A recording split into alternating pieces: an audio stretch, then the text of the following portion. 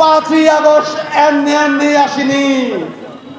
এই ইতিহাসকে মুছে ফেলতে পারে না 5ই আগস্টের গণ অভ্যুত্থানের ইতিহাস।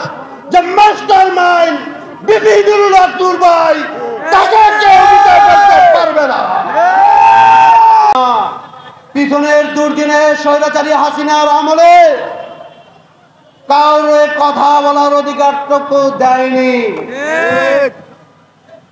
কিছু কিছু নেতারা সব সময় বলতো আন্দোলন হবে, এই তো ঈদের পরে আন্দোলন হবে, এই সামনের ঈদের পরে। আমরা গণ অধিকার পরিষদ সব সময় স্বৈরাচারী শাসন আমলের বিরুদ্ধে বিপি নুরুল হক নূরের নেতৃত্বে এই রাজপথে গণিন কণ্ঠস্বর নিয়ে আমরা প্রতিবাদ করে গিয়েছি। এই স্বৈরাচারী ফেজির সরকারের আমলে বিপি নুরুল হক নূরের প্রত্যেকটি কথায় রাজপথ কাঁপিয়েছিল। শুধু গণ অধিকার পরিষদ আনাচে কানাচে বাংলাদেশের প্রতিটি মহল্লায় শুধু অন্যায়ের প্রতিবাদের স্লোগান হয়েছিল। 5ই আগস্ট এমনি এমনি আসেনি। এই ইতিহাসকে মুছে ফেলতে পারে না 5ই আগস্টের গণ অভ্যুত্থানের ইতিহাস।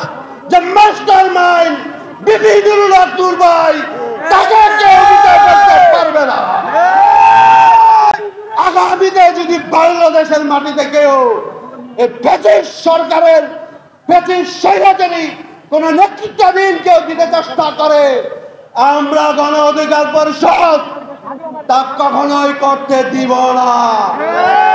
আমাদের উৎসব একটাই, গণ অধিকার পরিষদ সব সময় অন্যায়ের বিপক্ষে কাজ করে যাবে। গণ অধিকার পরিষদ দেশ ও মানুষের কল্যাণে কাজ করে যাবে। বিপি নুরুল হক নূর যতদিন থাকবে এই মানুষের ন্যায্য অধিকারের লক্ষ্যে গণ অধিকার নিয়ে অন্যায়ের বিরুদ্ধে কাজ করে যাবে, সেই প্রত্যাশায় রইল। রূপগঞ্জবাসীতে একটা অনুরোধ থাকবে, আপনারা দেশ ও মানুষের কল্যাণের সপক্ষে যারা কাজ করুন, তাদের সপক্ষ নিয়ে আপনারা অংশীদার হয়ে কাজ করুন, তাদেরকে আপনারা সাপোর্ট করুন। নারায়ণগঞ্জের মাটিতে নাম্বার 1 বাংলাদেশের গুন্ডা ছিল শামীম ওসমান, তার ধারাবাহিকতা আজমির ওসমান, আয়ন ওসমান, যত গুন্ডা ছিল তারাই লালিত করে সন্ত্রাসী কায়েম করত। কিন্তু আমরা নারায়ণগঞ্জের গণ অধিকার পরিষদ সব সময় বলি অন্যায়ের বিপক্ষে দেশ ও মানুষের কল্যাণে যেন আমরা কাজ করে যেতে চাই, কাজ করে যেতে পারি, সেই ভালোবাসা এবং প্রত্যাশা আপনাদের কাছে সবসময় চাই। এই প্রত্যাশা রেখে বিদায় নিচ্ছি।